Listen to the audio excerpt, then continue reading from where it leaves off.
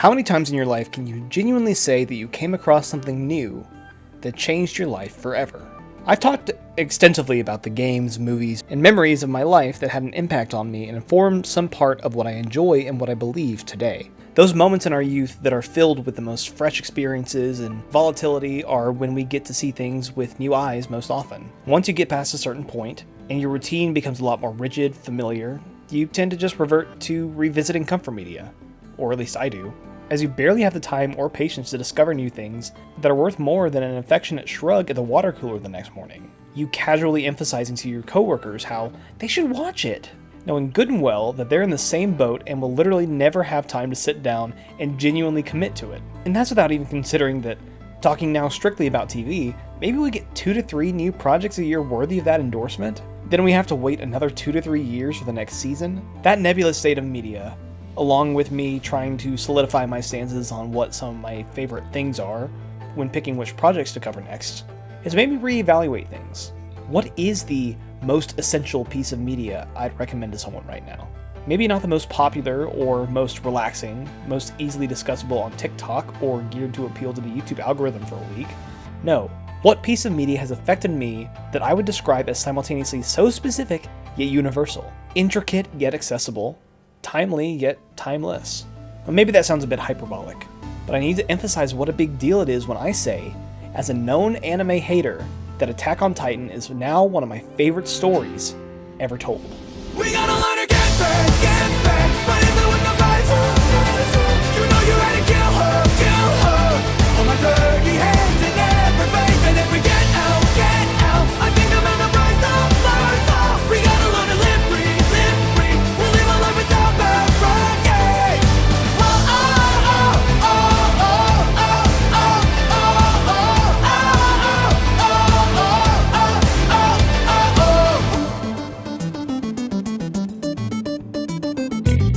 I mean it sincerely when I say that the world of anime was never something I took much interest in at all.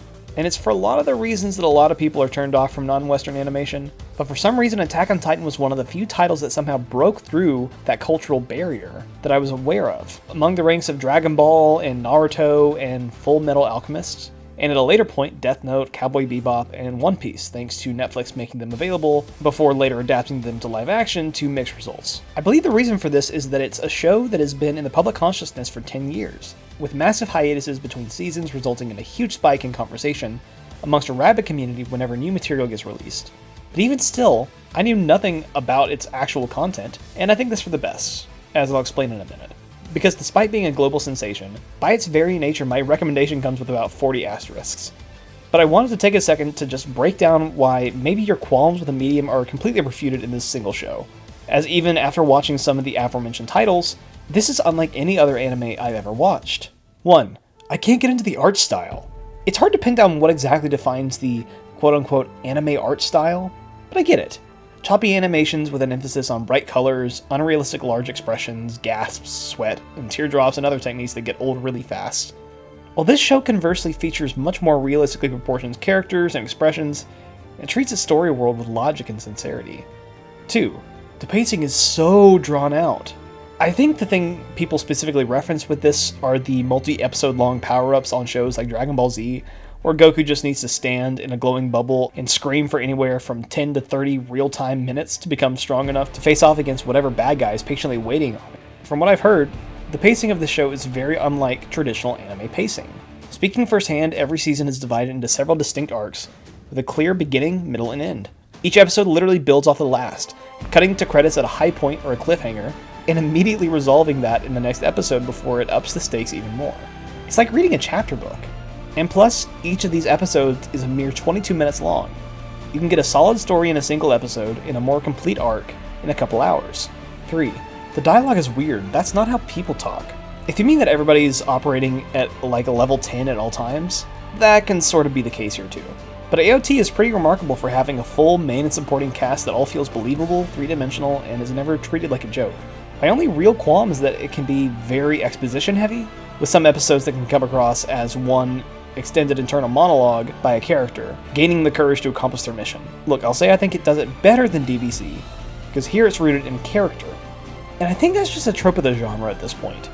Plus, the material is so dense and recontextualized as time goes on, it's almost a necessity to include. And just like subtitles, you sort of get used to the rhythm as you go along. It's an anime. It's got a lot going on and takes a long time to get to a real answer, so it's difficult to convince someone to give it a chance. Not to mention, in this golden age of streaming, nobody knows where to find this stuff anymore. It's on Hulu, Disney Plus, and Crunchyroll. You can pick subtitles or an English dub. I'd recommend the dub for the sake of not being completely locked out of getting into this. And number 4, it's all kind of the same story. I think what you're referencing is the subgenre known as shonen anime, taken from the popular Japanese manga magazine Shonen Jump, which is also home to most every other popular anime you've at least heard of. I'm not trying to be elitist or educational here, as I'm also coming at this from an outsider's understanding, but from what I can gather, shonen stories focus on archetypal narratives of young boys aspiring to find a sense of purpose in themselves, or achieve a stated goal that makes some sense of accomplishment or growth. Settings can often be contained to schools or are based around training and tournament arcs, as they teach young boys how to navigate these rigid structures they see in real life. This is not that. It's a deeply intense, violent, morally gray fantasy epic that never lets off the gas. And lastly, to reemphasize that I am no expert in this show or anime as a genre, I'm not going to be talking about a lot of the stuff surrounding the show. I'm not going to be comparing Studio Wit with Studio Mappa. I'm coming into this after all the production issues, studio changes, Blu-ray animation revisions, and other drama that was already settled. Plus, Japanese working conditions aren't something I'm completely familiar with. I'm not talking about the real-world implications of the socio-political references. I enjoy history, but don't possess the knowledge and expertise to portray those arguments accurately, and I'm not talking about its larger place as a piece of shonen anime. I won't be covering the author and his background. Aside from this being literally his first manga he made in his early 20s, Jesus. Heck, I'm not even coming at this from a screenwriting tools breakdown angle. I don't do that nearly as explicitly anymore. This is about how this story made me feel things as it went along. Story structure, subverting and reinventing expectations, and how it put me in my place in this world, and made me reevaluate how I go about it. I think about the nuances of some of these characters and their beliefs like they're real people. They're more three-dimensional to me than some of my distant relatives. But I preface this all to warn you that, as you go along, literally every facet of the show, its lore, your understanding of the world, characterization, selfish tendencies of all factions, get more and more nuanced. So much so that me just talking about it would ruin the show for you. Unlike how many retrospectives tend to do, we're not playing inside baseball here. All these recaps and essays by nature have to just blurt out the big spoilers up front and give away everything in order to contextualize everything. And this story works best when you're working away at it, chipping at it over time and gradually being shaped by what you're seeing. Puts you in the heads of the characters more. I want to convince you to watch this, or if you continue to watch from here, at least take you on the journey that Hajime Isayama intends, in a condensed Cliff Notes kind of way. It's literally like nothing I've seen before. The show precisely hits a key demographic that's a ludicrously specific, but so incredibly important factor, the teenage boy hell yeah metric. Looking right past all the deeper themes and rich characters, it is a show with over-the-top frenetic action sequences and violence that doesn't hold back, losing limbs and all. Sure, there's a bit of playground rules here and there, or that's how it appears at the start. A lot of, you use your invincible sword, but I was wearing my invisible force field shield, and block your attack times infinity +1. But where else are you gonna get something like kids with giant swords flying around like Spider-Man to take down giant naked humanoid Godzilla monsters? And not to mention the music. It's a mix of these classical orchestral swells, the bombastic choir of the Star Wars prequels, and new age rock stings and electric guitar from something like Mad Max. It's a fantastic blend of contemporary fantasy with modern, human, grounded personal problems and conflicts. And the music is a perfect encapsulation of that, while still allowing itself to just transcend the story and make everything feel larger than life at the moment. Heck, the theme songs, which change like twice a season and literally spoil what you're about to watch, I don't know why, it's kind of adorable, even match that tone, with the first few resembling actual patriotic anthems and rally cries, and the last couple evoking feelings of impending doom in epic scale. And better yet, those pulse-pounding moments are surpassed often by just how gripping it is to slowly watch a character transform over time, to fall deeper into radicalization, to see their point of no return as they grow up in a world and shape it to their liking. It's this subtle feeling that sticks with you even when you turn the TV off. You can't look away. You can't stop thinking about it. But we have a whole lot to cover before we get to that point, so to avoid any more teasery spoilers, let's dive headfirst into Season 1.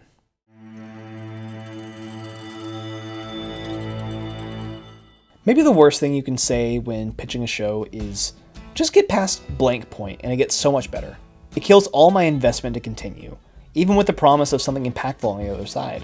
Attack on Titan does not have that problem, as in the opening minutes we're presented with one of the best inciting incidents I've seen in a piece of media. Through some short exposition we learn the status quo of this world. 100 years ago on an island called Paradise, humanity built walls to live inside to keep out this population of giant, naked, flesh-craving humanoid monsters called Titans. In a few glances, we understand they're rabid, mindless, and incredibly overpowering.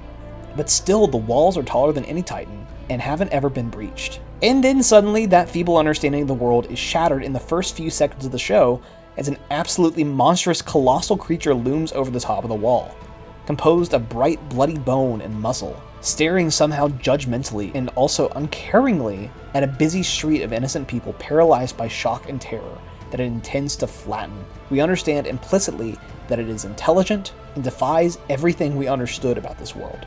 This is the only image I associated with the show as an outside observer, so imagine my surprise when we get the 1-2 punch of a second intelligent Titan, this one smaller, more agile, and covered in thick armor plates, breaking straight through the second wall, opening the floodgates for Titans to roam free in the majority of the remnants of humanity's land. This causes the hordes of Titans to burst into the streets of Shiganshina, where they begin to devour everybody in sight. This is an act of terror, and naturally, it will provoke a response. The interesting thing about the way this world is systematically constructed and flipped on its head is that we know exactly as much as the characters do about the larger world.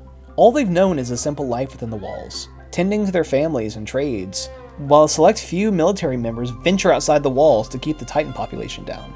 They live a life of complacency, willful ignorance. They're not to ask questions about the world outside the walls, as they only know that they're designed to keep them safe. And that mandated, relaxed state of being spurs a lot of sentiments among our core cast, splintering off from the same jaded feeling of powerlessness against a seemingly unstoppable evil. In the moments leading up to and fleeing the chaos of the attack, we get to know our main trio. Eren Yeager is, from what I understand, a typical shonen protagonist. Whiny, a bit reckless and impulsive, driven primarily by this desire to be the best. Except his goal is plainly to kill every last Titan. He's determined to live in a world without these walls, and if not left in check, he could easily become a slave to his own ambition. His best friend and love interest is Mikasa Ackerman, a young girl who's adopted into his family after her parents were both murdered by criminals. She's a very capable person who is usually seen cleaning up after Eren's messes, very strong and silent type. Their mutual friend, Armin Arlet, is basically the opposite. He's a bit scrawny, always struggling to catch up to them. He's more of a strategist who always looks for the good in any given situation. Armin, likewise to Eren, envisions what freedom would look like, at least symbolically, chasing the sea that lies beyond the walls. All three kids learn very early on that the world is cruel and unforgiving, and they come away from those experiences holding very different ideologies. Eren was the one to discover the criminals red-handed, and he protected Mikasa's life that day by killing her attackers where they stood. Eren learned vengeance is the only answer. Mikasa learned that she must have an active role in her life if she's to get things done. And still, Armin, in all his experiences, likes to envision there being another way of dealing with conflict. Regardless, the most forward-thinking, active, within his restrictions, character of the three drives the rest to enlist in the 104th Cadet Corps, which consists of several different factions including the Survey Corps, which goes beyond the walls to keep the population of Titans down, and the Military Police, the most elite personnel that have the privilege of living in the innermost wall with the upper-class wealthy residents. Eren naturally makes it his mission to join the Survey Corps, and we're on our way. See, this is where we get to see how perfect a framing device an overarching war can be for an ongoing story.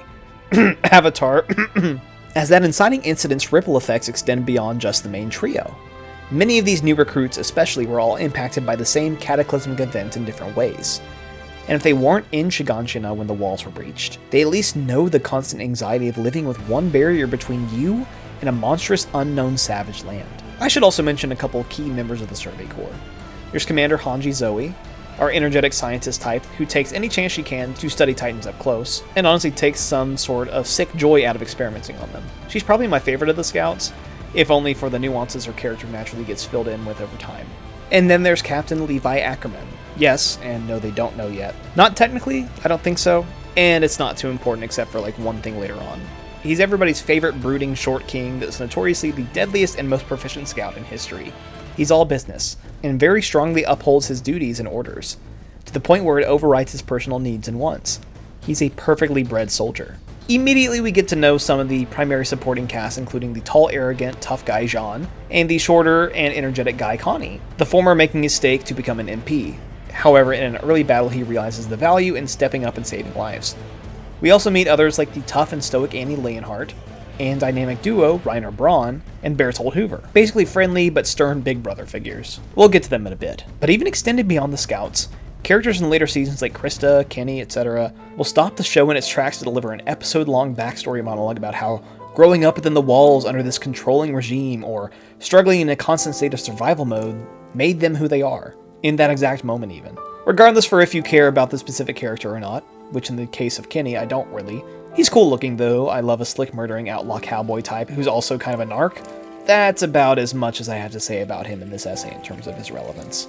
It's all tied so neatly together. Every side character or sub-arc branches off of / ties into this motif. It's such a natural source of conflict generation. Every scenario you approach, you're coming into it with some base level of connection, of understanding. Their beliefs are deeply held. We see that with the Survey Corps Commander Erwin Smith, one of the coolest and most noble appearing characters. He runs a tight ship, always has the guts to make a tough call. His speeches rouse the whole platoon, but still deep down, he's not above some calculated maneuvers to go against protocol, or sacrifice a non-insignificant number of people if it means he gets closer to achieving his personal goals, of finding answers to what is truly going on beyond the walls. Hell, even Sasha Browse, the very intentional comic relief cadet who's overly bubbly, hyper, quirky, and never stops eating or finding ways to steal food she's not supposed to, has a tragic backstory about how growing up she always had to take whatever food was given to her, as it wasn't always a guarantee thanks to her family's lowly status as rural farmers. It doesn't feel gratuitous. It makes all of her antics actually endearing. Never malicious, always coming from a place of good intentions, especially with how eagerly she wants to share something like prize meat. I mention all that context because the bulk of the first season, while still highly entertaining, can come across as introductory. Surface level plots and big action beats without a lot of character development. And that's because this season is very foundational in establishing the tone, stakes, setting, etc. So it can break those expectations later on. But much of this season's arcs involve a lot of long, drawn-out explanations of battle tactics, executing those battle tactics, having to improvise when things go wrong, and regrouping to discuss what they learned in the battle, rinse and repeat. The remaining arcs of the season, in terms of major plot development, introduce the next big twist in the story. Fast forwarding 3 years through training, the 104th Cadet Corps graduates and are sent off on their first real mission, the battle for Trost District. In an instant, the colossal titan reappears, then vanishes, leaving a massive hole in the wall and causing another cluster of titans to invade. Even after years of training, these cadets are picked off like flies, being grabbed out of the air, crushed under feet, and devoured whole. It's harrowing to witness. And on a pure plot and spectacle level, it's the first time we get to see the promise of the premise fulfilled. And as soon as it is, Eren makes a dangerous move to save Armin from the mouth of a titan, only to succumb to the fate himself. However, our entire understanding of the show's world is turned on its head when a new seemingly intelligent titan emerges in the fight and proceeds to decimate the remaining titan forces. Unlike the generic brood, this one is stronger, more agile, and just appears a lot more menacing, with a spine-chilling high-pitched roar. And then once the battle is done, in a burst of steam, something emerges from the nape of the titan's neck, and it's Eren Yeager! For some unknown reason, Eren has gained the ability to transform at will into an intelligent titan, who for the sake of brevity is named the titular Attack Titan. And judging by what we've already seen with both the Colossal and Armored Titans, it's safe to assume that someone is piloting those abnormal titan bodies as well, only they're on the other side. Now we have our hook. The scouts will continue to study Eren and his transformation ability to hopefully learn the nature of titan physiology and take down the enemy outside the walls. This section of the story also sees the scouts play out a reenactment of the Spanish Inquisition, fearing one of their comrades for what they don't understand, despite Eren having never shown any wavering from what side he was on. Even still, the scouts put aside all reason in favor of this self-preservation. We learned that drawing blood seems to be the key to activating the power, but Eren can only do it a certain number of times within a certain span. His Titan form also gives him the ability to heal his wounds, making him a formidable weapon in the field, or a tool to do things like plug up holes in walls. However, just as we think we're about to get answers to existing questions, the back half of the season introduces a new Titan shifter, this one aptly called the Female Titan.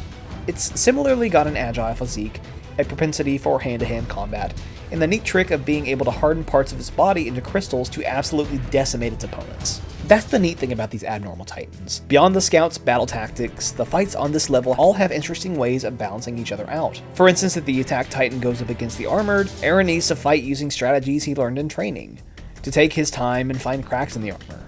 Or the female titan can match Eren's strength and speed by landing a critical hit with her hardening. The season ends in a climactic rematch between the female and attack titans, this time in a crowded upper-level city, where Eren emerges victorious, revealing the female titan's true form, friend and fellow cadet Annie Leonhardt. This enemy infiltrated the scouts. They were hiding among them. But before anyone can ask why she's attacked her fellow scouts, or learn about what makes people like her and Eren so special to turn into titans, she uses the last of her strength to encase herself in a hardened crystallized shell, preferring to sacrifice herself to a state of indefinite suspended animation rather than say anything. So, my immediate assumptions based on our current level of understanding and the depth of the story presented is that probably the Titan Shifters are part of an elite group of more evolved Titans from outside the walls? Ones that have formed their own society and are coming back to their home to reclaim it, or at least reclaim someone they lost, a la the Attack Titan? Or maybe they're protecting the fact that they, and the entire Titan race, are the product of some genetic human experiment that went wrong? It's not as simple as either one of those, I promise, but the latter was for some reason the big reveal in the weird live-action Japanese movies? Like, verbatim? Ugh.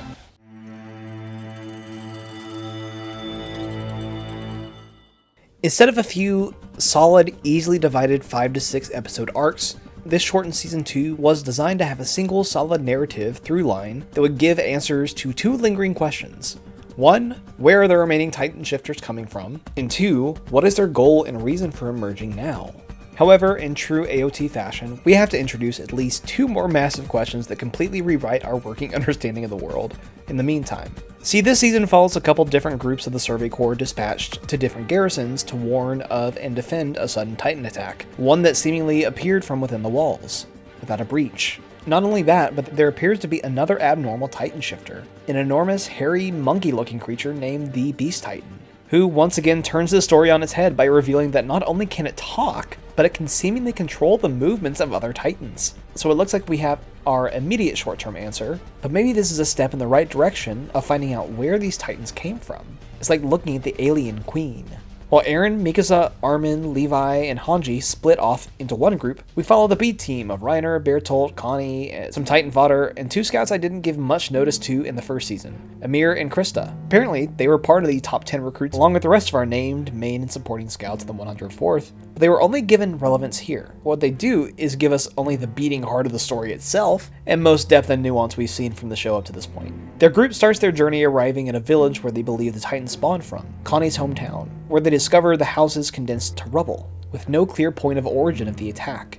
That's when he sees it, a Titan paralyzed on his childhood home's roof, staring blankly at him. Putting that side by side with the family sketch, there's no denying that that Titan in front of him is Connie's mom.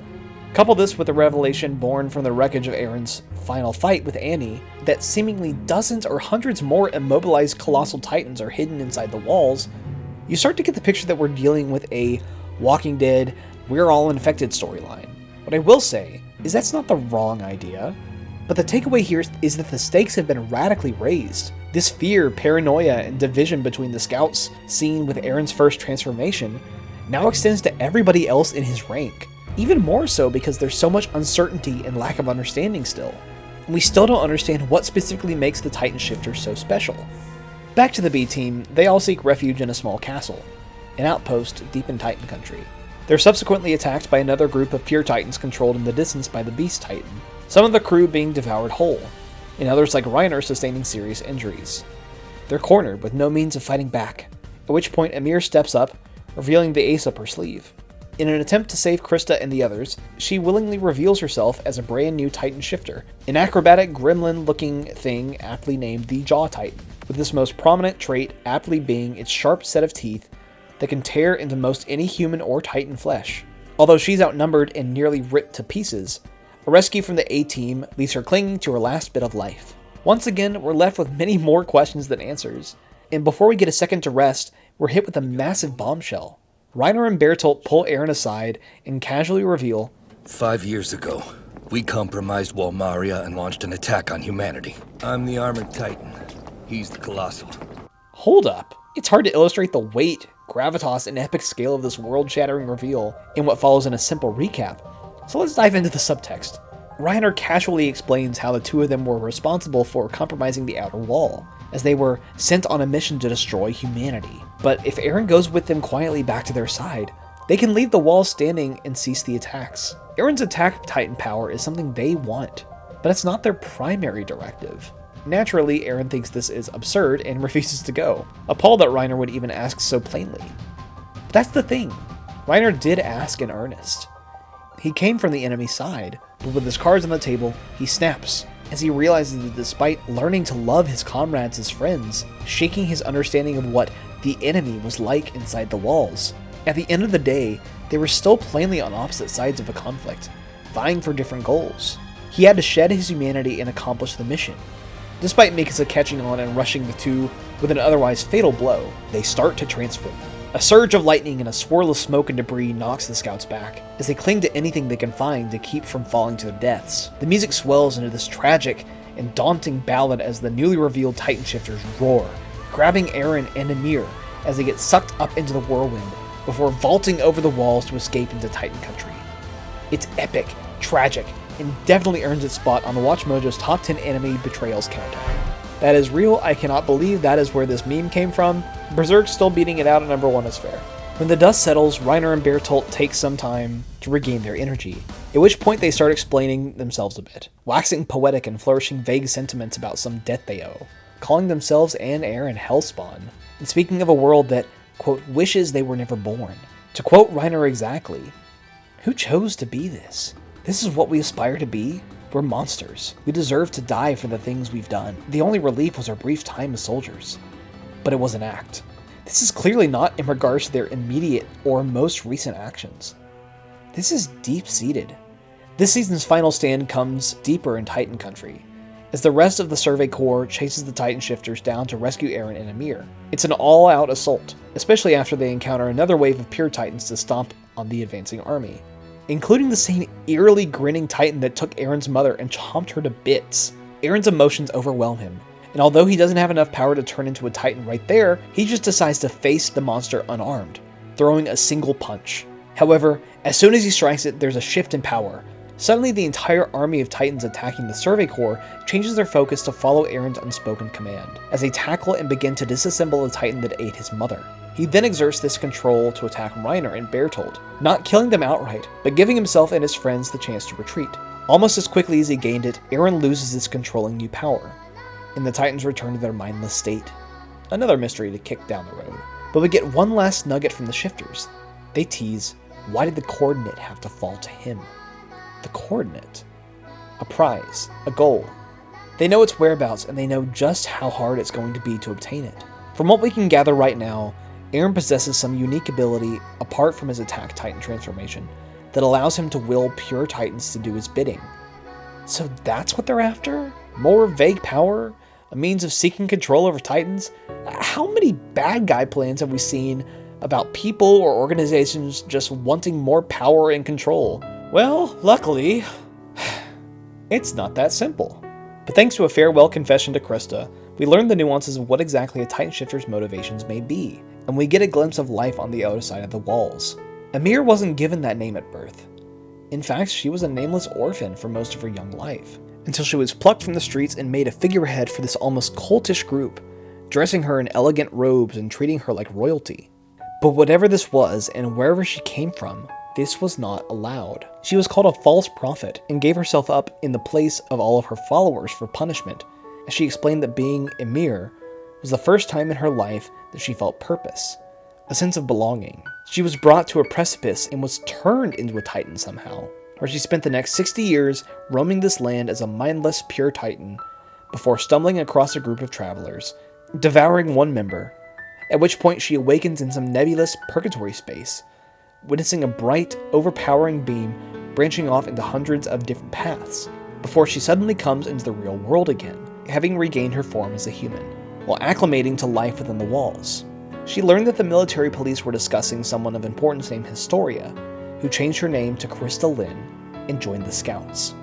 She got close with Krista initially in hopes of bringing her back as leverage for her pardon.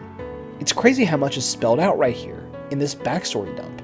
We sort of vaguely understand that Titan shifters are regular humans, or a select breed, can come from anywhere, and despite appearances also fear pure Titans, or at least becoming one.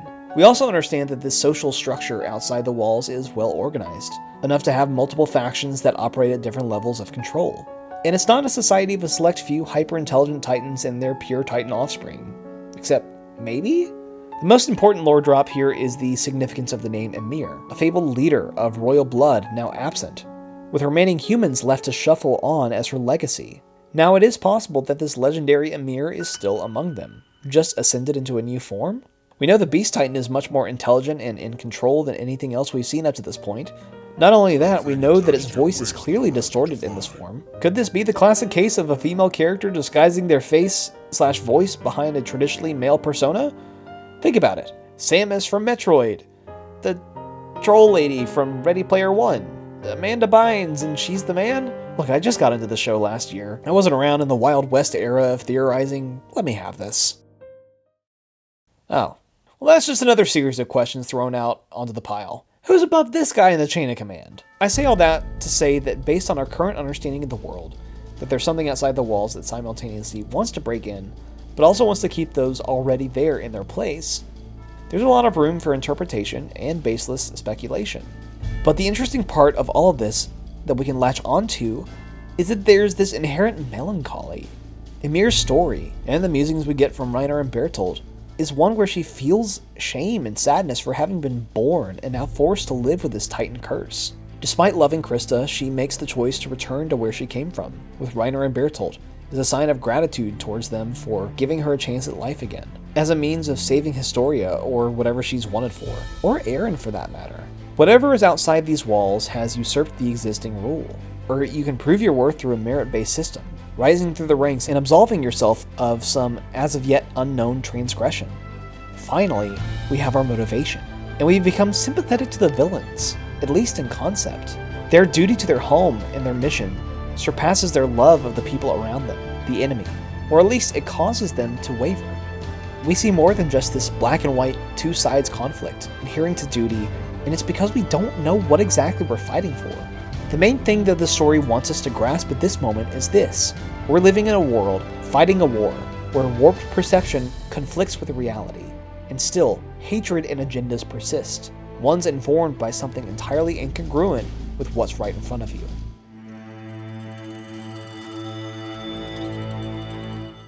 Taking all of that in, Season 3 is going to give us a lot more explicit info regarding the lore, not just working with vague musings and buried feelings. We dive headfirst into this season, which starts off with both factions separated and recuperating from the last battle. Finally, equipped with some vague answers, the scouts start to find understanding of the world within the walls, to figure out why someone would have a reason to attack them. This leads to them investigating the seemingly big deal, not a big deal plot point from the top of last season, the fact that immobile colossal titans are just trapped inside the walls. The high priests of the wall religion are clearly hiding some dark secrets about the truth of this world. However, they're getting picked off in mysterious accidents one at a time. Even worse, now the scouts are being hunted down in silence for investigating, with the military police and the royal family's best bounty hunter boy, Kenny the Ripper, tasked with acquiring Eren and Historia and bringing them back.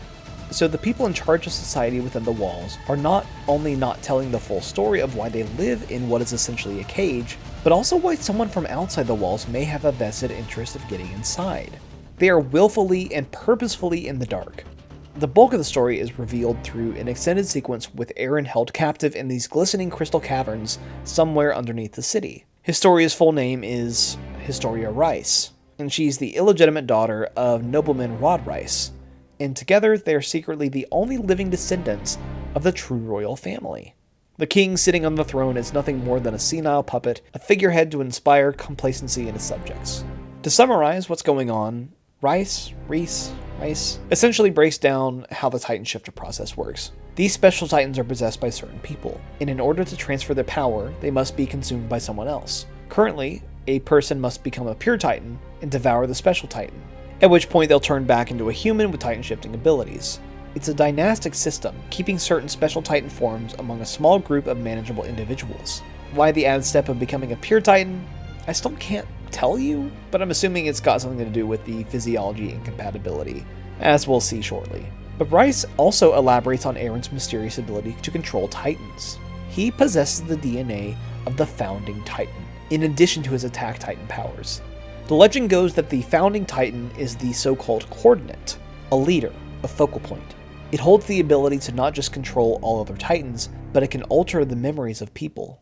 This is how the first king over 100 years ago constructed the walls. He proceeded to erase the memories of all residents within of any time before the walls. So we know what everybody's chasing, and now we ask why. What would Reiner, Bertolt, the Beast Titan, and the rest want to achieve for the Founder? Well, that's where the story gets a little bit more complicated, and provides a lot of interesting insight into the progression of Eren's character and the developing themes. Rod Rice reveals that Eren's inherited the power of the Founder through ill-gotten means. His father, Grisha Jaeger, a respected doctor in Paradise, had actually taken the power of the Attack Titan sometime in the past, infiltrated the Crystal Caverns, and he slaughtered the entire Rice family, taking the power of the Founding Titan for himself. He then passed that power on to Eren, transforming him into a pure Titan and sacrificing himself to be eaten. It's complex, a bit confusing, but ultimately crushing for Eren to hear. There's no context as to Grisha's intentions, what his reasoning was, or what side he was on. But what he left in his wake is a scared boy that has the Founder's power, but no way of wielding it, as it must be used by someone with royal blood. He's a lock without a key.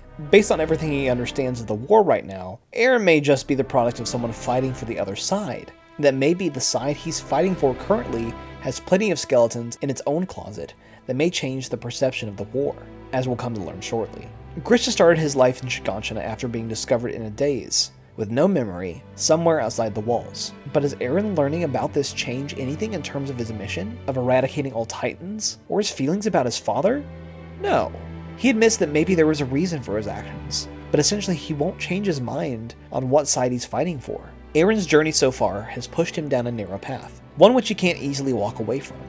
Something's brewing inside of him. We just haven't had a chance to see him act on it yet.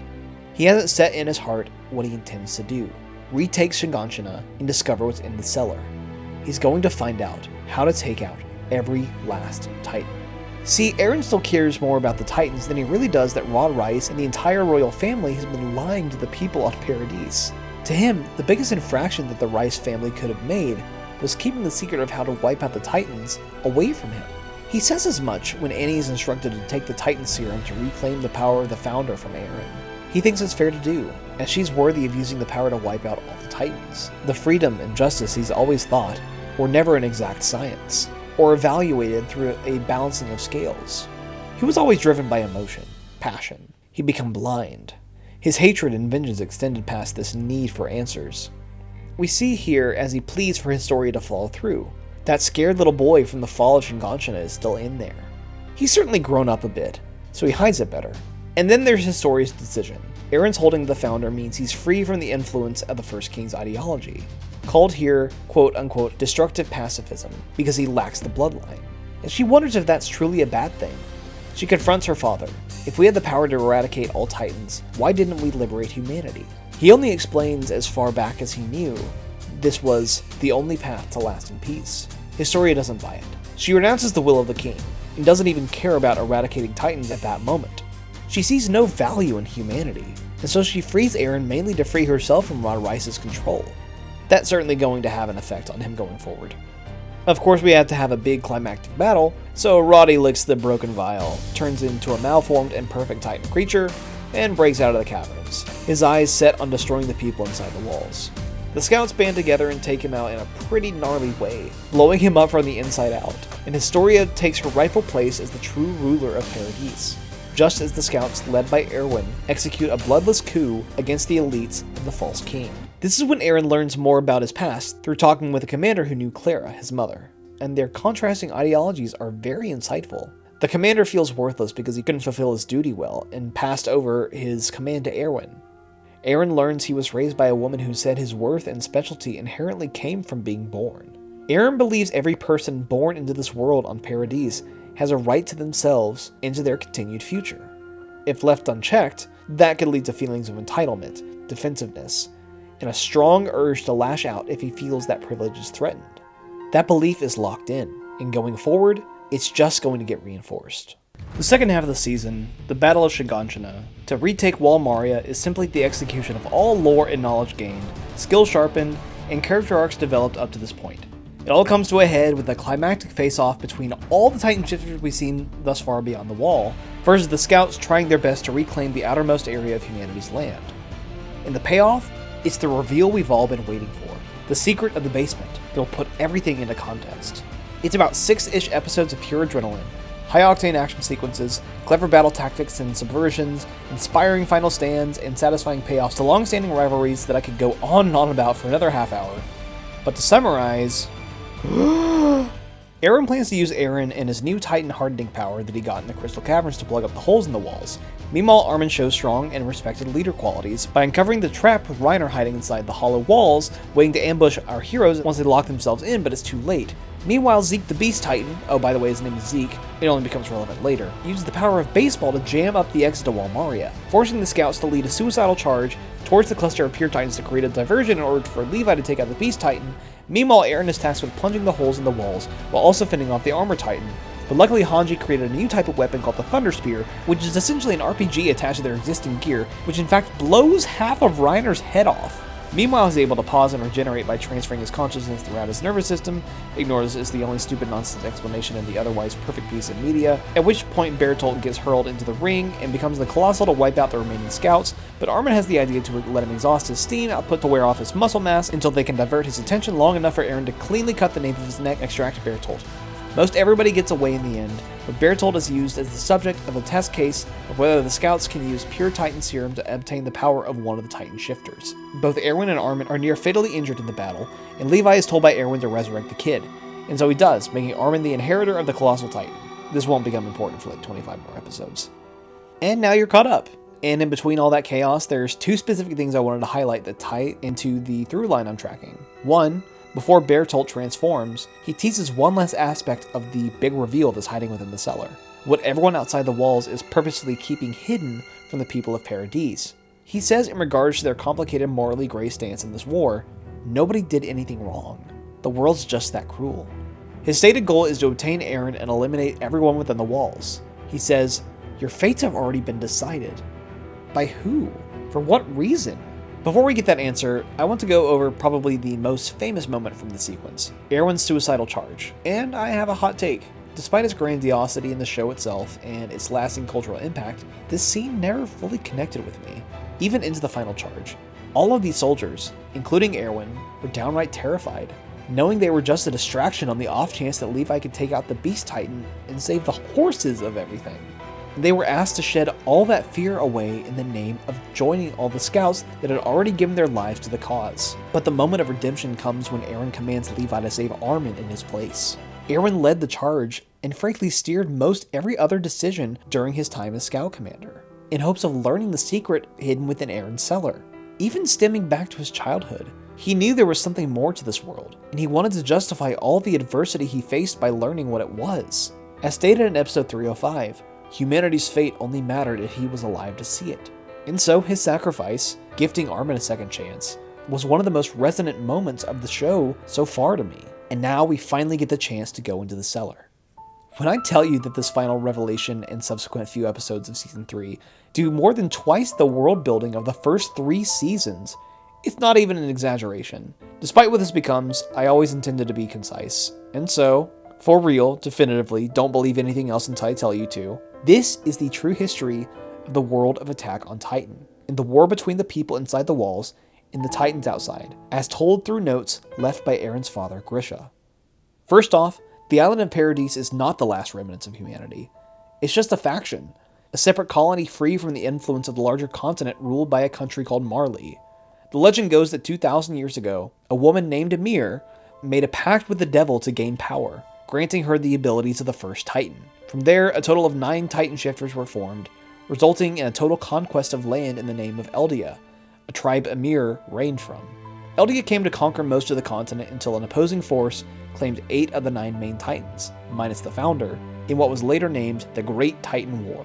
The opposing force, the country of Marley, reclaimed the continent and forced anyone of Eldian descent to live under their regime, as second-class citizens, even sporting armbands reminiscent of some pretty nasty real-life history. The Eldian king took a portion of his subjects and cowardly retreated to the island of Paradise, where he used the power of the founder to construct the walls and wipe the memories of his subjects so they could live in peace.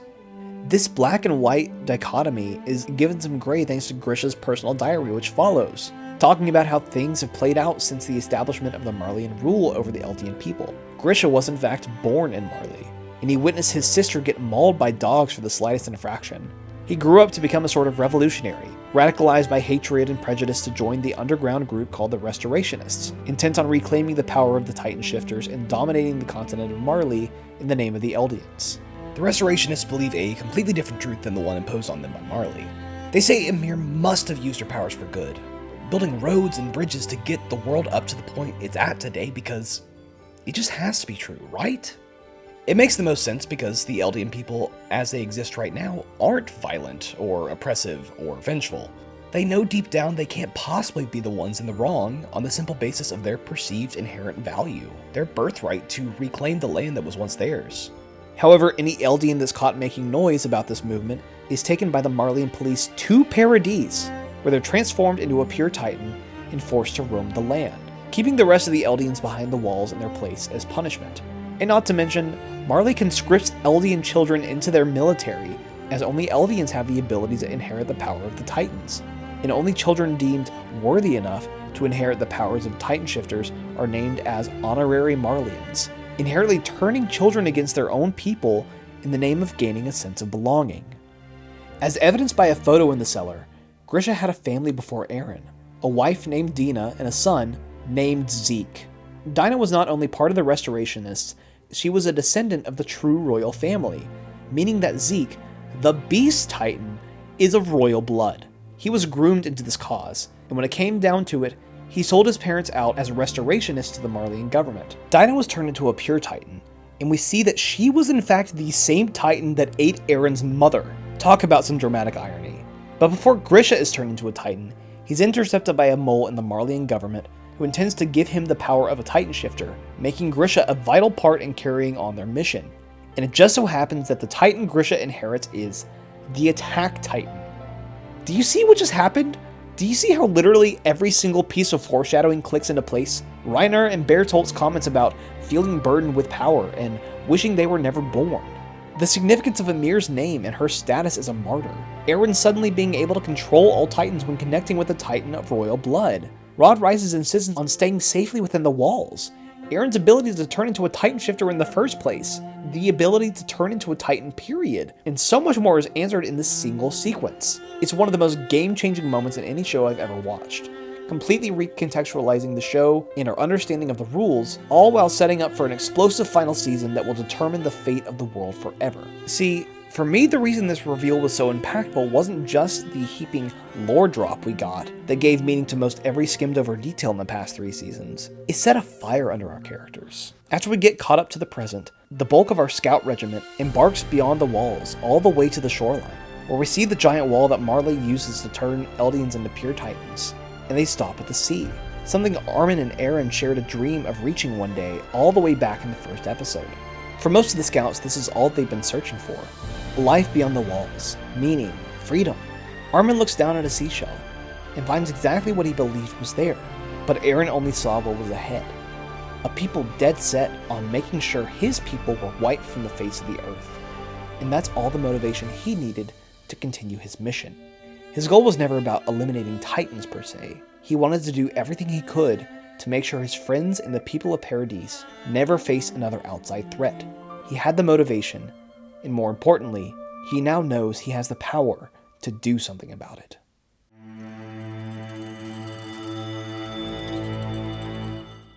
The most fascinating thing to me about Attack on Titan is that its perspective is extremely limited to start. We only know what the characters know, and so every new story pivot or plot reveal feels not only real, but monumental. We see this world through Eren's eyes, and we believe what he believes because his limited perspective is all we can understand about this world. But those nuances put a wrench into things. We are never given full subplots or chances to examine how the other side sees things up to this point. Everything is viewed through a slant, through Eren's corrupted eyes. We only see Reiner's actions through a sense of guilt, We only see Rod Rice's actions as selfish because of how Eren interprets them. Now, both he as a character and we the audience are given the seemingly objective truth. His people, the Eldians, used this power unjustly to take over the world until they were put in their place. Some would say that's just, fair, a balancing of the scales. But this is Eren's story, and he only believes in what he's owed, and he won't stop until he gets it. Season 3 was sold to me as a political thriller, with humans fighting other humans and a lot of dealings with illegitimate daughters, government coups, and secret histories that only a certain number of people are tasked with burdening. In a sense, that's absolutely correct. No AOT fan would say this season matches the scale and downright grandiosity exhibited in either of the last 2 seasons, favoring finally breaking down the complex story world around us. Well, if that's the case, then Season 4, the final season, is a sweeping political epic. This season is comprised of a couple main arcs, but it switches its focus so many times, maneuvering between different factions, Marleyan, Eldian, and other warring conscripted factions. Their double crosses, it's borderline overwhelming, and yet I find myself more engaged than I have ever been. Because despite not knowing who the Osmobito clan was until just 30 seconds ago, I can't help but say that this season's storylines are much more expressive, and its characters are much more personalized than any character could have possibly been with facing off against a mindless titan. This story is a masterclass in recontextualization. For the first 3 seasons, the story world has been made perfectly clear and self-contained in terms of what we as an audience and the characters understood to be happening. As they get closer to accomplishing their goals, therefore get closer to the truth, we learn what they learn, changing our understanding of how things in this world work. It's very rarely done well without turning into straight-up retconning, as it's hard to balance dangling clues in front of a viewer without giving the whole reveal away. But this reveal does more for its character than it does for plot, and I think that's what makes it so successful. Going off of that, the entire first chunk of this final season actually takes place in enemy territory, following the perspectives of Marleyan soldiers, or rather conscripted Eldian kids vying for a position among the warriors, the chosen few to inherit Titan Shifters. Here we get reintroduced to Zeke and Reiner, who are raised from youth under the belief that they were cursed, lesser than, or rather the only place where they felt free to pursue their own path without following an agenda in the case of Zeke, and the only way to prove their worth to their family was through joining the Marleyan military. They're role models for some up-and-coming recruits, warriors that are potential inheritors of their respective titans, Gabi and Falco. They're both very reminiscent of Eren, Gabi in particular. She's very headstrong, set in her beliefs, and will take any opportunity given to her to express those beliefs. However, she adds an interesting wrinkle into this Marleyan versus Eldian conflict. She's not just looking to become an honorary Marleyan, like the rest of the warrior candidates. She's also trying to prove that Eldians are worthy of praise and legitimacy. She's seeking to dismantle the prejudice from the inside. Meanwhile, Eren and most of the Survey Corps arrive in Marley in an undercover scouting expedition, and we get another wrinkle in this black and white narrative. Most of Marley is pretty peaceful. Sure, there's some pretty disgusting prejudice against Eldian children in the streets, but it all calls back to the one truth they cling to from the past, the Great Titan War. This is all just Eldia paying for the sins of their ancestors. That's fair, right? Any resident of Marley would say so. Eren sees differently. Burdened with knowledge, he sees the Eldians making the most of their lives and their limits as a curse, much like how he viewed his life within the walls. This eventually leads to Eren leading a solo mission into Marley to rendezvous with Zeke, his half-brother of royal blood and inheritor of the Beast Titan, to plot a joint endgame. See, all of this violence, this prejudice against the Eldian people, they believe it could all cease. It would just take the eradication of the Eldian race. Zeke was raised in a world of hatred by Marley, and he believes his own existence is a sin, and the only way he feels he can atone is to take away the Eldians' ability to reproduce. Eren seemingly believes the same, working on a season-long extended plan to meet up and execute a plan to join the Founding Titan's power and the royal blood that would command it in order to stop the suffering of all Eldians. Zeke even hides his royal ancestry from his superiors for this very reason. But the hang-up is this: Marley's hatred of Eldia wasn't just about prejudice, it was about power. The story goes that the Eldian king was fought off of Marley and retreated to Paradise, and chose to live behind the walls to protect himself after the Great Titan War. But it's the well-respected Tiber family, an Eldian family living in Marley and inheritors of the last unseen Titan shifter, reveals the Eldian king was honorable and was not forced to retreat. He was a good king and chose to force his people into a life of ignorance. This naturally makes the Marleyans vying for resources on Paradise much more complicated of a mission. The Age of Titans is coming to an end, as they're being outclassed by sheer firepower. They need something on Paradise Island. They can't justify their war against an entire race just as easily, until Eren comes along. Eren Yeager this season is a consequence. He's the reckoning of centuries of hatred, lies, and prejudice all bottled up into one person. He infiltrates Marley on his own, planning to take the power of the last remaining Titan, the Warhammer Titan, for himself, all the while executing his plan with his half-brother Zeke. It is a story repeated again and again, with Gabi, with Zeke, with Grisha. They were all radicalized by being pushed out of their community, being isolated, and becoming the exact thing that they were being persecuted for. And so, Eren unleashes a terrorist attack on a Marleyan district, indiscriminately killing hundreds of civilians as he shows the true power of Eldia in the island of Paradise. He's also recruited a regime of like-minded individuals, most of the Scout Regiment, who have been renamed the Jaegerists, who are now intent on rescuing Eren from the situation he put himself in so they can continue their mission of protecting Paradise at any cost. Eren is nothing more than a background character in this half of the season, seen more as an unstoppable force of nature as he decimates the Liberio district of Marley, in effect proving their point about the Eldian devils from Paradise and accelerating their siege to gain resources. Eren has become what they made him, and as someone like Gabi, Eren has taken away all claims she had to prove that Eldians were worthy of legitimacy in Marley, and so she lashes out. She climbs aboard Eren's airship, aims, and fires at the first thing she sees. And so, Sasha Browse, the chipper beacon of light in the series thus far, who only wanted to eat food at every opportunity, is shot dead, in cold blood. The last remnants of hope and optimism for the future have been extinguished in a single moment here. The story world is changing. The next major arc sees Gabi and Falco both transported back to Paradise, where they get acquainted with other Marleyan/Eldian POWs, and we see just how far the Paradise military has fallen once the Jaegerists plot an insurgency meant to usurp the military leadership and instill Eren at the head. I mentioned earlier that the backdrop of war was such a great vessel for an organic source of conflict, where every character and story arc could branch off of this theme of the effects of war, and that's even more evident in Season 4 once we see more of the full picture. With Gabi, Falco, and Zeke, we see that despite their ancestry and undeniable DNA, they fight against their own best interests because of the ideals instilled into them by the system of power in place. And on the other side, we see the Jaegerists, in particular a now standout character named Flock.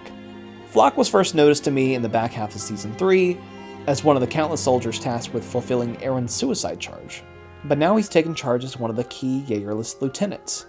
He realized at the end of Season 3 that he was meant for more than just a seemingly meaningless death to further a mission. He lashed onto Eren's sentiments of birthright and creating a new Eldian empire, and so he became radicalized.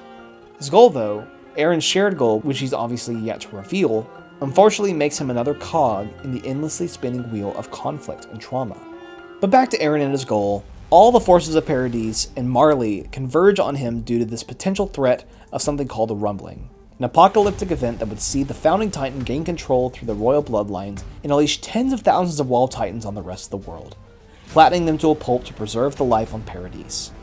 And let's just say that, considering Eren's deeply held nationalism and feelings of self-preservation, it's clear what his intentions are, even if he won't state it. Yada yada yada, Eren and Reiner have an epic rematch, Falco gets turned into a pure Titan but inherits the power of the Jaw Titan, who was passed from Ymir in Season 2 to Galliard in Season 4, aka the brother of the person Ymir ate in Season 2, not important. And, oh, I forgot to mention, Gabi decapitates Eren with a single shot. However, in the moments that he's still conscious, Zeke uses his baseball skills and makes the diving catch. Their mission is accomplished. What follows is an insane fever dream of a hallucinogenic flashback sequence involving both Eren and Zeke in a place called the Paths, the same purgatory that Ymir, from Season 2, found herself after consuming a Titan Shifter. See, the Paths is where the real Ymir, the true origin of all Titans, presides for all eternity. This is where Eren and Zeke reveal their different plans. While Zeke believed that they were going through with the proposed Eldian sterilization plan, Eren wouldn't dare harm the people he was raised amongst, and so he plans to truly unleash the Rumbling, eliminating anybody outside the walls of Paradise, wiping out 80% of humanity. In this battle for control between the key and the lock for the Founding Titan's power, they step through the memories of the past, primarily through Grisha Jaeger's life. While Zeke intends to show Eren how his father radicalized him with his own beliefs even from a young age, but he only sees that for Eren, Grisha postponed his mission. It only makes Zeke more jaded to the world and focused on the Marleyan mission. And that's when the last major twist, that's kind of insane and isn't super important to what we're talking about here, to the story reveals itself. The Attack Titan is unique in my previously stated series of checks and balances between the Titan shifters, in that it was always meant to keep the founder in line. And thus it was granted the power of future sight, meaning its inheritors will possess flashes of the memories of all inheritors past and future. In the Crystal Caverns, Grisha froze, unable to take the ability of the founder, until Eren from the future pushed him to. Eren was in control of everything the entire time. He saw as much since the end of Season 3, connecting with Historia at her coronation, seeing the only path forward, the rumbling. And that's where we learn the very last wrinkle of the story, the truth about Ymir, the original Titan. We flash back to 2,000 years ago to see not a god, not a trickster who made a pact with the devil, but a lowly slave girl, subjugated under an objectively evil and tyrannical Eldian king Fritz, who punishes her for even entertaining the notion of freedom, for letting a pig escape from its pen. By happenstance, fleeing from an Eldian execution squad, she fell into a large tree, which led down to a pool of water, where she connected with an entity called the Hallucigenia, which is understood to be the source of all life in the story world. Immediately, she transformed into the first Titan, resulting in both fear and awe in anyone who came across her. All of a sudden, she once again became an asset to the Eldian king Fritz, who wanted to use her not just to execute difficult projects like placing roadways and building bridges, but by snuffing out his enemies. As the story's told, Ymir did use her Titan ability to take out the Marleyan people, establishing Eldia as the ruling tribe on the continent, until one subject of Ymir within her ranks attempted to assassinate the king for overextending his power. Ymir jumped in front of the spear, having it pierce her chest, as she lay dying, bleeding out at the feet of her king, her lover, the one who she bore 3 children with because he saw so much value in her. And at that moment, she was no use to him. He only saw her as a tool, someone to regenerate and get back up to continue the fight. And so she let herself die. She found herself in the paths, now tasked with constructing future Titans whenever any Eldian called upon their power. She was still a slave because she still loved King Fritz, enough to die for him, enough to fulfill his last wishes, that Ymir's power continued to exist within her descendants. To unleash the full power of the founder and gain control of all the Titans, Eren and Zeke realize they need the control of Ymir, the original Titan, the young girl who wanders wordlessly throughout the paths. Zeke tries to gain her command by stating he's a descendant of Eldian royalty, that she should obey him, while otherwise she's seen as a god capable of endless destruction. However, Eren sees through everything and says to her what she's been waiting 2,000 years to hear. You're nobody's slave, and you're no god either! You're just a person! You don't have to serve anyone! You can make your own choices! You've been all alone, waiting 2,000 years for someone. And so, she grants Eren the full power of the Founder.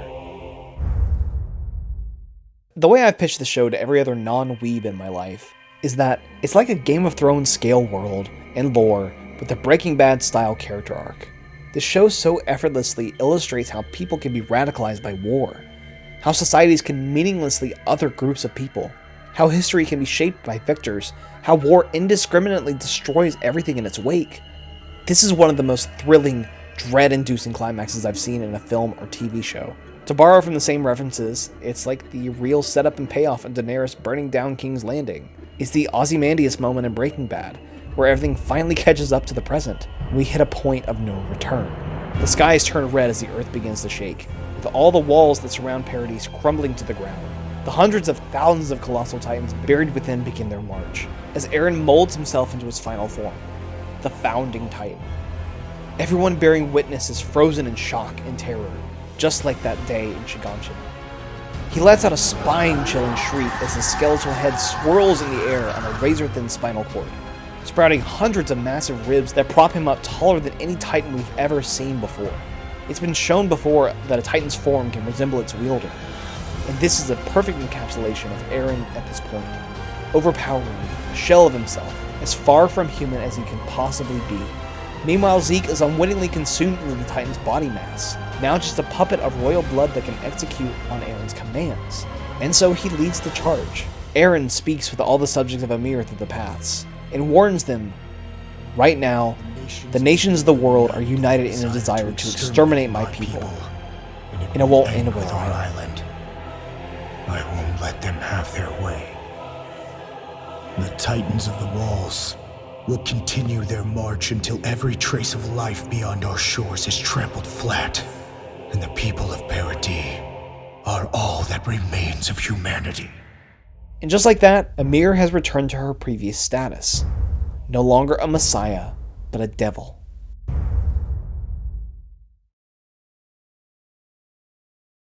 Without going into too much detail, the last arc of this series follows the consequences of Eren, quote, getting everything he wants. He's unleashed the rumbling, and fully intends on wiping out the rest of humanity, beyond the walls of Paradis. As he states in an address to all Eldian descendants, what choice does he have? He could either sit idly by as Marley overwhelms Paradis and takes not only the power of the Founder, but all of its resources to come out on top of a war they're losing elsewhere. Or he could get out ahead of things and wipe out all of his opposition.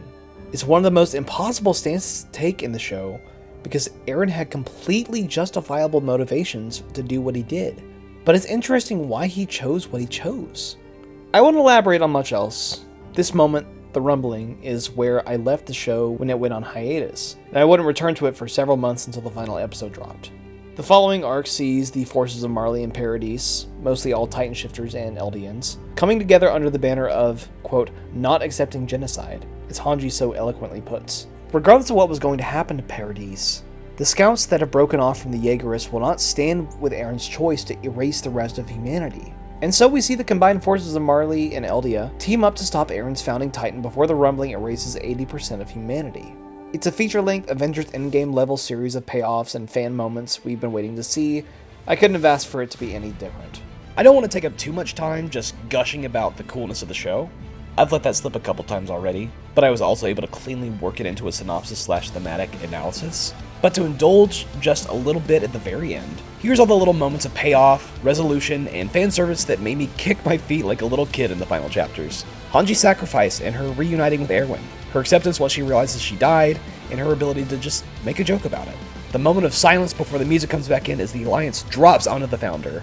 Reiner tackling the Beast Titan construct, Jean's battle cry to Reiner as his comrade, Eren using the Warhammer Titan's construct abilities to resurrect all sorts of past versions of the Titan shifters, Falco being able to sprout wings for his Jaw Titan form, Armin just being a good guy, reconnecting with all past dead Titan shifters in the past and getting them on his side, Levi's bittersweet completion of his mission, knowing this version of Zeke he hated was long gone, seeing all of the supporting cast turn into pure Titans, just to see what they look like, Eren and Armin having an insane Colossal Titan battle, the shot of Mikasa's face in Eren's eye as he accepts his fate, Mikasa coming face to face with the only version of adult Amir that we see in the show, Reiner's mom accepting him despite losing the armored Titan, the Levi scene, need I say more, Sasha showing up to Jean and Connie one last time, and the idea that despite losing his head, Eren could still feel Mikasa's kiss for a few moments.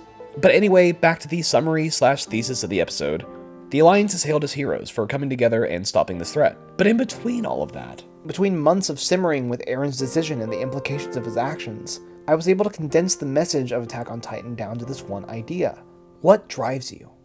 I titled this section after a particularly poignant line from Reiner in Season 2, right after his grand reveal. He says, quote, "The only road left is the one that leads to the end." He says this right after outing himself as the Armored Titan, and realizing that despite his established friendship with Eren and the rest of the Scout Regiment, that didn't take away from the fact that they were on opposite sides of the conflict. He had a mission to complete, and that was it. No matter how much conflicting information you discover, it doesn't change your primary directive. One of the best moments, adapted from one of the weakest moments in the manga, but that's a whole other story, of this final episode is a conversation Eren has with Armin in the Paths, an erased memory that only comes back to him after Eren is defeated. He's taking his friend through their memories as he catches us up on everything he knew about the rumbling. When Eren made contact with Historia, he received flashes of the future, as explained as the Attack Titan's secret power, and from that moment his path was set. He knew what he was going to do, and so he wanted to take all the steps necessary to achieve the best possible outcome, starting with cutting Armin and Mikasa from his life so that it'd be easier for them to turn against him in the end. Not only that, in another gut punch and a series of gut punches, Eren reveals that it was him that used the power of the Founder to transcend time and send Dinah Jaeger and her smiling Titan to eat his own mother. He says that this was necessary, as otherwise he wouldn't have had the drive to go through the rest of the story. He spends this entire scene justifying his actions, and eventually confessing that he knows that he'll execute the rumbling, which will end up killing 80% of humanity. He says it's inevitable. And we can track that throughout the season. Eren's glum trip to Marley along with the rest of the scouts is put in new context. He wasn't just set in his own biases viewing the non-Paradise Eldians and Marleyans as beneath him. He was burdened with the knowledge of predestination. Nothing could change his resolve. No new information gained proved him wrong about the inevitability of his path. Sasha's final words. Mikas's dodging of a love confession that night in Liberia. The rumbling was the only path forward where Eren could finally end the war while still getting everything he wanted. See, that's where Armin's counter perspective comes in. And we see what the final theme of the story truly is. Armin lashes out learning about the rumbling's effects, shouting, "This isn't a solution at all. What, you can't have a war if there's no people? It's like a bad joke. Who would take it seriously? Eren, it's true that there's no end in sight for this conflict. I'm sure the hell we went through has happened over and over.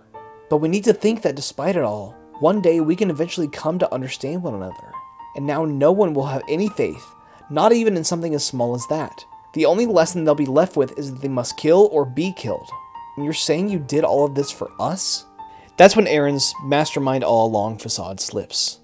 To reference an earlier comparison again, it's his own Walter White moment of, "I did it for me. I liked it. I was good at it. I was alive." He describes himself as just, quote, "an idiot with power." The most interesting thing about this time being a flat circle or a closed loop reveal is that it still implies that not everything was set in stone. That would outright remove all the stakes from the rest of the series retroactively. But he says that he did this because he wanted to flatten the outside world, to have a clean slate. That is the quote-unquote freedom he was always chasing. And that puts into question what hard choices Eren actually had to make.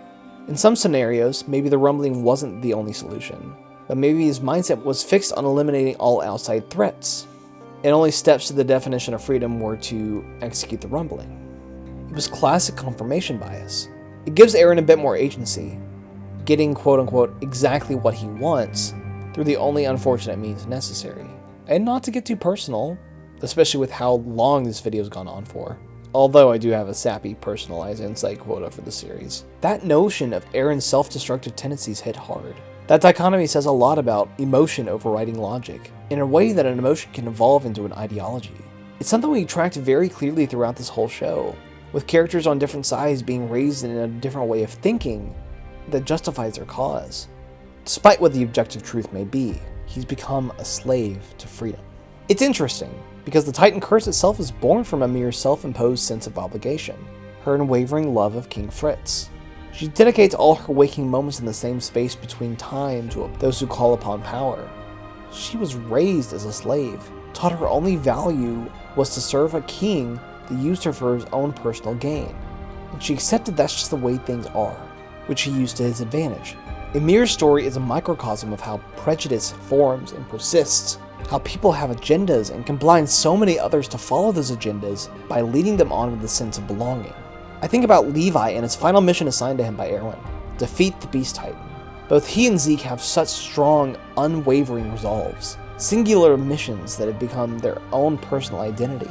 Levi got so personally involved in his mission that he got reckless, and was permanently scarred as a result. I think about Grisha's initial goal when infiltrating the Crystal Caverns. He first came to plead only for the Founder to use her power to get rid of the Titans, as the fall of Shingansha was approaching. He had already wanted to give up his mission with the Restorationists in order to raise Eren and live life with his family. But in the end, he succumbed to his predestined fate, driven to it by some choice words from Eren that fueled his hatred of any complacency on Paradise. I think about how Eren and Zeke's contrasting ideologies, the Marleyan genocide versus Eldian sterilization, are both incredibly violent solutions that still put the blame on people, Eldians and Marleyans, and that wiping them out entirely would rid the world of this conflict. A strong motif that's come to light in the past couple seasons is this seeming growing nihilism that a lot of characters embody, becoming apathetic to humanity. I mentioned it explicitly with characters like Historia, Zeke, and Eren all losing passion for life and existence. Seeing it with all the futile and dog-eat-dog not caring whether it all burned or just ceased to exist.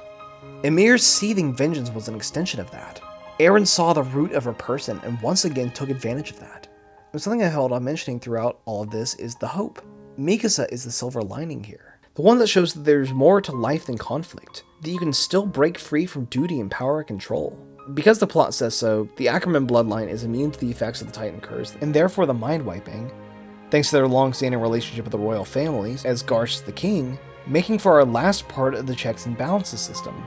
And so the final blow comes down to Mikasa, who has to make her choice to infiltrate Eren's final Titan form and slice his head clean off. Despite her love for Eren, she had to break away from that to accomplish what she wanted to. My favorite piece of foreshadowing in the show is paid off here, recalling Eren's cry in the first season, just before his abilities were made known, where he, in the mouth of a Titan, said, "I refuse to die in a place like this." It's poetic, fitting. Despite his defiance, Eren fell victim to an inevitable fate too, one on a path he set down himself. But in that moment, Ymir witnessed Mikasa's actions, and that gave her the strength to finally let go. Everyone else was so determined to blame the state of this world on the offspring and byproducts of the curse, and not the curse itself, which is abused by a cruel and selfish ruler to fit his own means. Once Eren is defeated, Ymir's final act was to rid the world of the true root of hatred, the Titans. The series wraps up by giving our most hopeless characters a reason to keep living. It says that while hate and prejudice will always endure, we can rise above that. We can cling to the little moments in life, like touching the sea or playing a game of catch, to find meaning. We can always fight for what matters in this void, for what we care about, until the end. And if one person takes that step, it can inspire another, so forth and so on. For so much of the show's existence, the major themes explored how war can impact people differently, how perspective and duty can blind people, how prejudice is formed, and how it can justify causes. We saw a Marley on the brink of losing a war, needing resources only found on Paradise, and so they used that fear and hatred of those Eldian devils to justify launching an assault. One that Eren Yeager saw as inevitable no matter what he did, and so he took the most reckless and irreversible course of action. But ultimately, these last few episodes concluded with this theme with a follow-through. How ideology informs emotions, and how those emotions overtake ideology. It's a cautionary tale of radicalization, as Armin also recognizes his role in shaping Eren, how they both dreamed of the sea and the freedom that brought. Armin looked down and was satisfied, while Eren looked forward. When all you're taught is fear and hatred, you find ways to justify actions that beget more fear and hatred. It's a self-fulfilling prophecy, oftentimes causing a response that proves your point.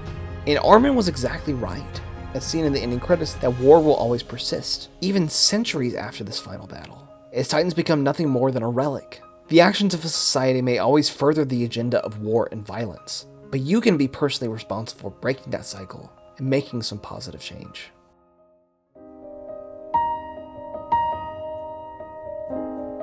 This show illustrates how conflicts and prejudices can be so intricately interwoven into a culture's history, that it's almost the simple choice to zero in on a single facet for getting Ymir as a slave in the first place, and having that guide your actions.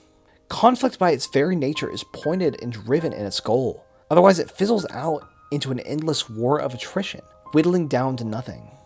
It's not something I can relate to. I'm very much anti-war, pacifism, but recognize it as a fact of life. It's an inevitability that I'll see more conflict in my lifetime, where innocents and soldiers are sacrificed at the altar of the ideas and goals they'll never see fulfilled, or an agenda by the enemy that sees them merely as an obstacle.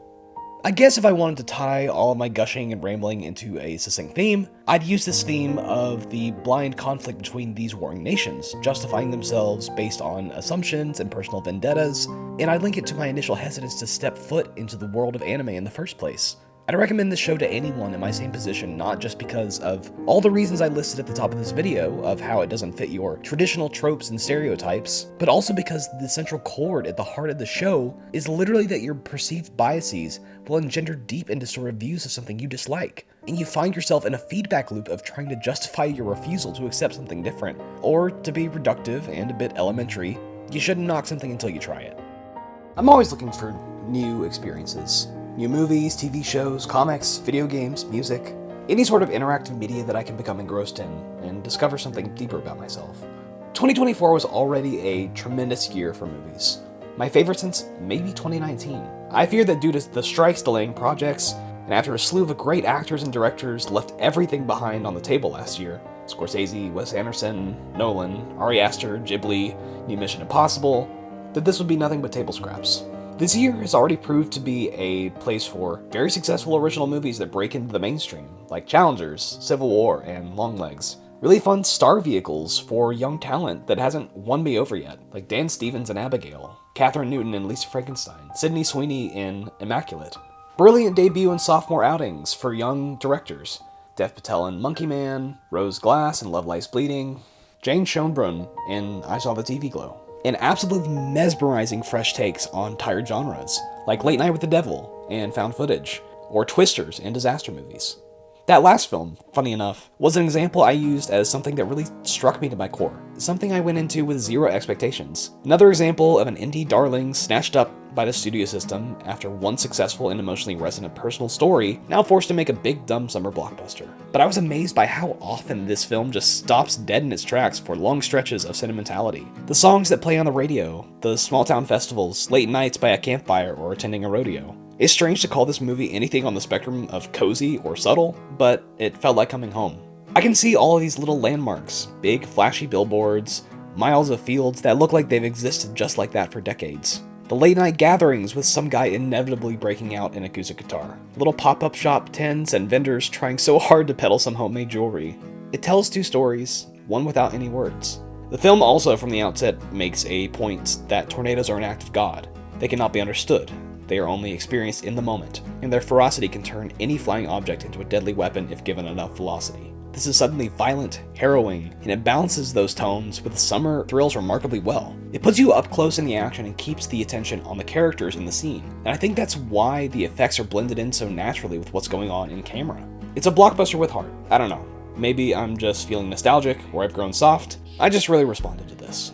In case you didn't watch my last secret unscripted video that was my Hidden Lore Fansville Part 3 video, I talked about a lot of change that's happened in my life recently, and my desire to move on and get settled into something new and unfamiliar, which is naturally at all times exciting and terrifying.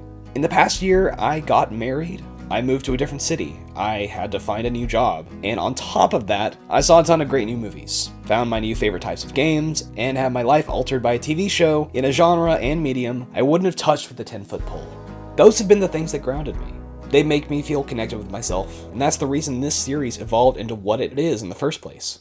We're already this far in, so forgive another self-indulgence while I talk a little bit more about myself. Right out of college, at the height of the pandemic, I worked as a reporter in my college town for a couple of years. It was my first job out of college, diving right in at a poverty-level pay rate to cover local news in the area. Working alone with just me and my editor, in a cramped little room. Covering everything from crime and courts, to city government and live elections, to local business openings and closings, to really fun personal feature stories on individuals. It was the first time that I really felt connected with my community, and I felt like I was doing work that was making an impact. I'll say up front that this next part might get a little bit personal, and it might be too much for some people near the end. I wanted to tie this in with another one of my favorite things that I've seen this year, Alex Garland's Civil War. Fearing the worst when I saw such a seemingly politically charged film that tapped into the heart of a lot of warring cultural sentiments in current discourse, I expected a more prestige version of The Purge, an A24 spin on, wow, wouldn't that be crazy if that happened? Alex Garland is currently one of my favorite working writers and filmmakers. Although, as he illustrated with Men, he's very blunt in his writing and can't really illustrate anything strongly subtextual or metaphorical in his cinematography. Annihilation is one of my favorite films ever, and literally every bit of deeper meaning you can glean from that is stated outright. But I'll be the first to say that Civil War has Garland firing on all cylinders again. It's gritty, it's raw, it's elevated. I can't remember the last time I saw someone so artfully frame war, or modern America, or just people in general. You contrast that with the journalists in frame shooting flat reality, and we sometimes get to see their perspectives as well. These sacred monuments in America's history are just juxtaposed alongside mattress barricades and hazy red night skies. It all comes together to really emphasize at every key point a simple thesis. How, if at all, can objectivity work? Do you see how all the things I'm reviewing are connected now? You see these photojournalists throw themselves into conflict after conflict, diving deeper and deeper into the worst parts of humanity, and still making the decision on What framing/perspective is the truth? Is it the militia soldier carrying their dying comrade around a building as he bleeds out? Is it that same soldier firing on other quote-unquote Americans just 5 seconds before? The conflict between nation-states is never explored. We're never given a real hook to latch onto, to help us decide what's the right side to take. Ultimately, the film reduces all of its subjects down to their essence of humanity. So many of the admittedly slow middle scenes are dedicated to brief asides, showing the peace in the little things, in the ways that people pull themselves together, or outright block out the trouble around them. It's so my speed, and I see that's a feeling that translates pretty one-to-one from my favorite crime dramas or coming-of-age films, capturing the spark of unmistakable truth in human expression. Maybe that's too vague and flowery, but it's something I felt during my couple years as a field reporter. Clearly, I wasn't covering war-torn streets, refugee crises, or major global humanitarian conflicts. I covered simple beats, but sometimes that meant focusing on the objective truth of a horrific scene, which is what gets you through. I remember having candid conversations with the captain of the Violent Crimes Unit on where to stand at a crime scene as to not photograph a dead body in the back seat, while the 15-year-old victim's mom broke past the police tape screaming, "Who took my baby?" She was a private citizen. Her story didn't get told. I did report on how 3 young men, 1 juvenile, were all arrested after shooting into a house, with a bullet ricocheting and hitting a child in his room. I nearly broke down in tears that night, covering it alone. I watched a college kid's body be recovered from the river, while the boy, who was younger than me, his friends and family cried in a circle on the shore under the glow of the red and blue police lights. That was my photo for that story. And tying that into twisters, I've seen many tornadoes in my life, but more times I've seen the aftermath. The miles-long car lines, waiting at the one gas pump that wasn't destroyed. The groups of families lackadaisically watching the 10th tornado that season pass on their front porch. The uprooted trees thrown to the sides of airplane hangars. And, most importantly, I've seen communities coming together to assess and rebuild in real time after the storm clears. I literally watched a man with one leg hobble on crutches to pick up branches in his son-in-law's yard. That's one of my favorite photos I've ever taken. As reporters, we're conduits of the truth. Sometimes it's hard to put your own biases and your passion into how you frame things. But that discerning of what is the undeniable human element of every story is what carries that film. And it's what transcends it beyond most of what Garland has made before. The film is, from start to finish, about the search for meaning in what you do. Being a reporter was the first, and so far, only real time in my professional life where I felt like I was making a difference through my work. Like I was genuinely impacting my community and forcing change, whether through action or mentality. That drive is something I miss, admittedly, and it's something I gave up so that I could have a fairer work-life balance. A routine that didn't require me to drive to the scene of a crime at 2 a.m. for a photo. I chase those moving feelings of growth and passion vicariously now, through films like these. Honestly, given the chance, I might give up everything I have now in a heartbeat just to get that feeling of being a scrappy reporter against the world, armed with nothing but a camera, in my own words. There's clearly a motif in my recent work of me visiting media that tackles themes of perception versus reality, the catharsis of defying the expectations set for you, the belief that we can always be better. I didn't used to view movies and other media as something transcendental, capable of truly moving me on a deeper level. I saw them as fun, entertainment, even into my college years where I wanted to entertain with my work first and foremost, taking a rigid approach to structure in my writings. All that entertainment growing up was more special to me thanks to the people I saw things with, rather than what I actually saw. But all it took was me stepping out of my comfort zone in the past few years to really find meaning in what I do, what I enjoy. Who cares if maybe in the end it's all for naught, as found in something like the end of Attack on Titan or even House of Leaves. It mattered to me, and that change in me can resonate and reflect in everyone else I share that passion with. Stories do have the ability to change you. And it's something I plead desperately with friends and family who see their free time at the end of the day watching TV as a way to turn their brain off and not be challenged by what they're watching. I understand that reasoning, but that's why I make these videos. Attack on Titan was everything I needed it to be. I didn't know what I was expecting or that I needed this in the first place. A power fantasy epic action show that had so much lore and history built into its world that's intriguing on its own, but how that lore influenced how the characters went about the world made it more than just a wiki article. Or how I perceive most Tolkien-adjacent fantasy, just world building for the sake of it. Everything about the show was so intentionally interwoven. Every element of the show wraps up in the end so succinctly. All Eldian heroes get happy endings, resolute, renouncing and dismantling shackles of war, blurring lines between cultures. Reiner and Levi, and Zeke's conclusions come to mind immediately. For tackling a subject as far-reaching and complicated as war and prejudice, it's one of the cleanest pieces of media I've ever seen that understood exactly what it's trying to say, and says it with efficiency. It didn't overextend itself, and had a clear beginning, middle, and end. It knew exactly when those big pivots and revelations in the story needed to happen, and it knew when to say goodbye.